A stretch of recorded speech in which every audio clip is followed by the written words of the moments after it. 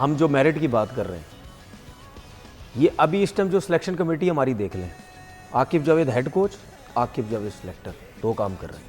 ठीक है। ठीक है, Azhar Ali selector, Azhar Ali junior level सारा उसके हाथ में दे दिए, 2 काम कर रहे हैं। ठीक है, उसके बाद अलीम डार की बात कर लेते हैं, जो कि मैं मानता ही नहीं उस बंदे को, सिलेक्टर तो मानता ही नहीं। सारी ज़िंदगी उस बंदे ने अंपायरिंग की है। ठीक है, इन्होंने समझा कि जी वो सारी ज़िंदगी उसने ग्राउंड में खड़े होकर उस बंदे ने अंपायरिंग की है, इसको बहुत कुछ पता होगा जी, इस बंदे को सिलेक्टर बना दो।